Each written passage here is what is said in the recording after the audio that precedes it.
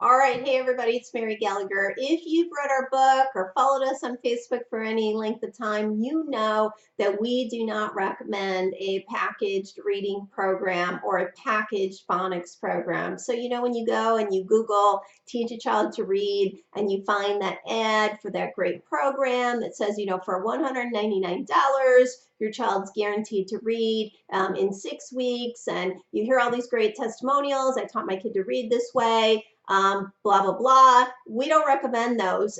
Some of you might be wondering why. Well, there's a lot of reasons we go through in detail in the book, but a few of them that I want to highlight here have to do with what our whole message is about, and that's using real children's books, authentic children's literature that children love, and helping them fall in love with reading, and also to help you individualize your program. So let me talk a little bit about that here. Number one, when we use the packaged reading programs or packaged phonics programs, there's usually a set of reading phonics books that children have to go through, set A, set B, set C. Those are typically quite boring. They're contrived stories. They're not real. They're centered around certain sounds, and so they sound kind of weird. They don't have a lot of context. Children aren't introduced to great vocabulary, and there's not a lot of meaning behind them. And so the message that we're sending to children is all we really care about is that you can sound out words, but there's no meaning there. Well, none of us want to do anything that doesn't have meaning behind it.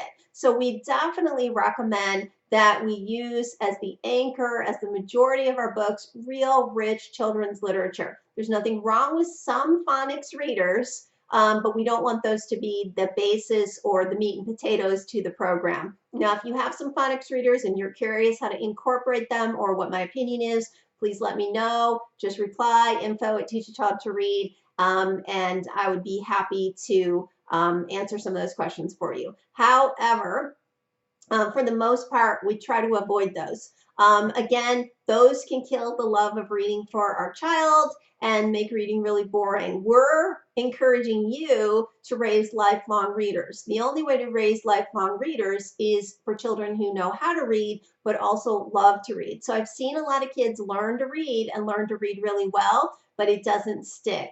So you may think, well, I'm being really successful with these phonics readers, and then somewhere around second and third grade or around age 8 and 9, your child starts to say things like, I don't like reading, I don't want to read, and starts choosing other things instead of books. That could be a sign that they haven't learned to fall in love with books because they've only been exposed to that really structured, regimented program.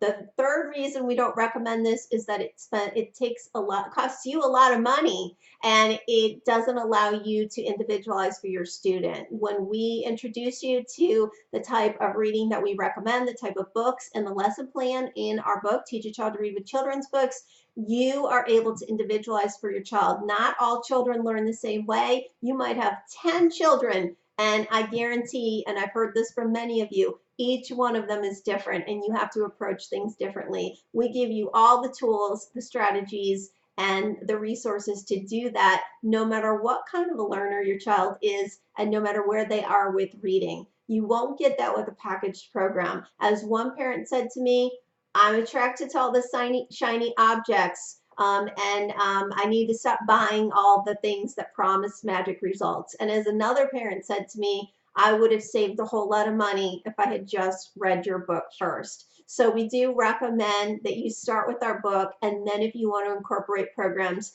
it'll be a lot easier for you to do, and you'll know how to do that so that it's not boring and hard for your child. If you have any questions, just let me know or join our Facebook group, Teach a Child to Read. Thanks, everybody.